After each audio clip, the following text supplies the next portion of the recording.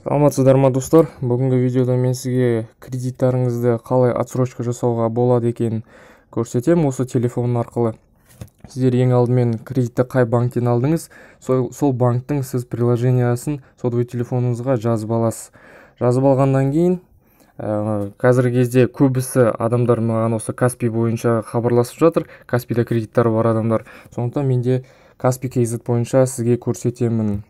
Ең бірінші сіздер осы Каспи KZ приложениясына кіресіздер, кредитті отсрочка жасау үшін.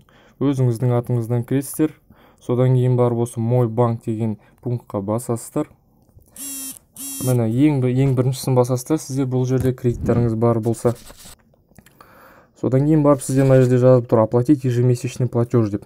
Соның астында сразу ең бірінші болып получить отсрочку ежемесячного платежа деп жазылып тұр. Соған басамыз. Содан кейін барып сізде мына условия отсрочки шығады Каспи банкта. 13 апрель күні кредитті төлеу керек болатын, оны 13 июльға дейін төледі.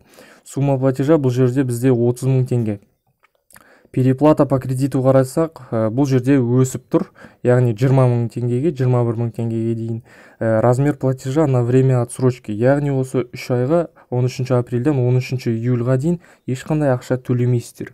Размер платежа после отсрочки ол да өспейді, сіздің кредитная историяңыз бұл жерде құртылмайды, бірақ переплата болады.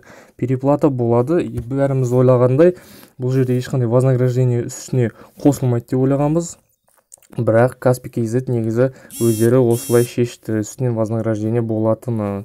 Сіздер бұл жерде орысша негізі кішкене түсінбей жатсаңыз, ең үстінде оң жағында каз деп тұрады, сол қазақша деген сөз, соған бассаңыздар, сіздің бүкіл осы условиялардың бәрі қазақша тілде шығады. Осының барлығын өздеріңіз оқып шықсаңыздар болады. Егер осыған условиялардың барлығына келісетін болсаңыз, ең астында осы келісемін жалғастыру дегенге басасыздар. Сол кезде сіздер осы суммаға өзіңіздің кредиттарыңызға отсрочка аласыздар. Бүгінгі видеомыз осымен бітті. Сұрақтарыңыз болса, осы видеоның астында ссылка қалдырып кетемін, соған бассаңыз менің WhatsApp-ыма өтесіздер. Сол жерде толығырақ түсінбеген заттарыңызды маған жазсаңыздар болады, мен сіздерге жауабын беремін.